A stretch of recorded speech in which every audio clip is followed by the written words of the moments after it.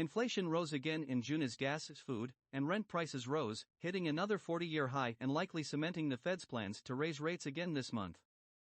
Prices increased 9.1% from a year earlier, up from an annual rate of 8.6% the prior month and the largest gain since November 1981, the Labor Department's Consumer Price Index showed Wednesday.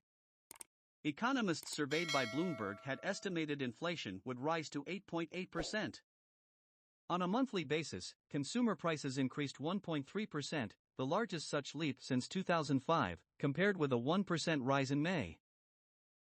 Ian Shepherdson, chief economist of Pantheon Macroeconomics, wrote in a research note of the latest surge in prices. But this will be the last big increase. Along with other economists, he noted June likely marked the peak of inflation, even though a similar pronouncement in the spring turned out to be premature. Stock market reaction. The report bolsters the Federal Reserve's plans in 2 weeks to raise its key interest rate by a hefty 0.75 of a percentage point for a second straight month as part of an aggressive campaign to curtail inflation. The inflation figure and likelihood of a substantial rate hike disappointed already dour investors.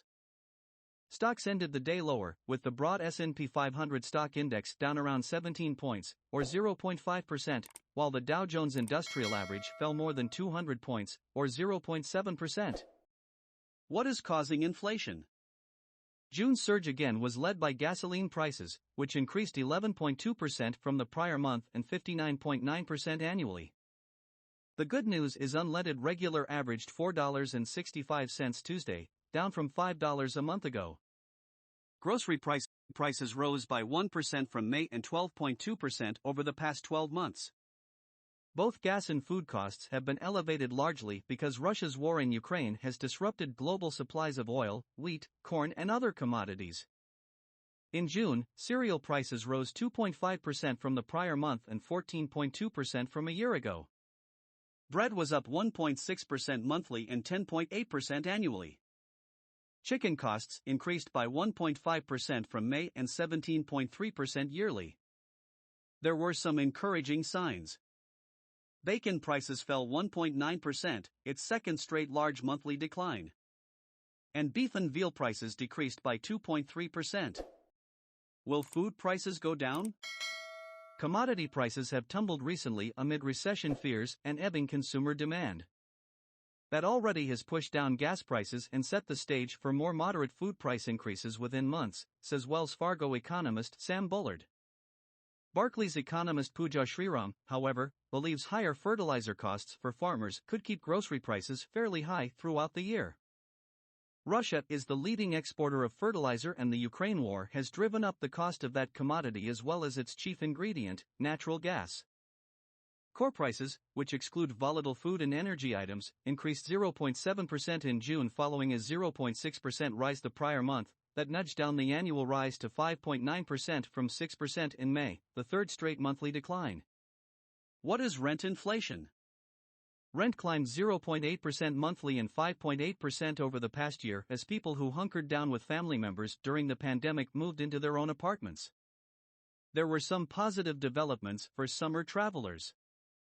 Despite surging demand, airline fares fell 1.8% while hotel rates declined 2.8%, but they're still up 34.1% and 10% from a year earlier, respectively.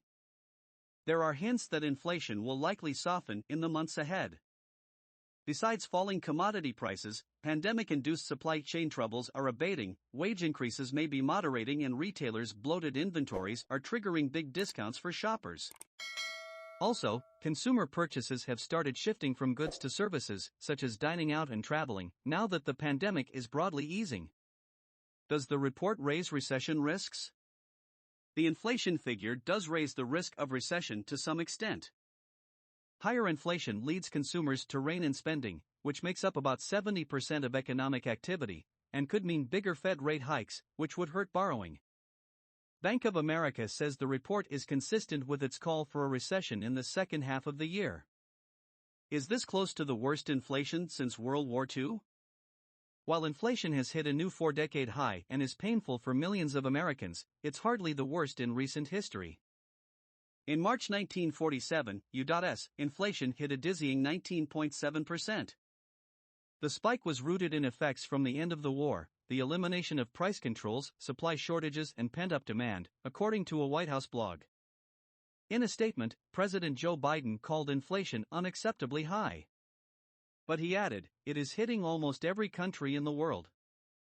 It is little comfort to Americans to know that inflation is also high in Europe, and higher in many countries than in America. But it is a reminder that all major economies are battling this COVID-related challenge, made worse by Putin's unconscionable aggression. In Turkey, for example, inflation reached an annual rate of nearly 80% in June, and in the Eurozone, comprised of the 19 countries sharing the euro, inflation rose to 8.6%, the highest ever.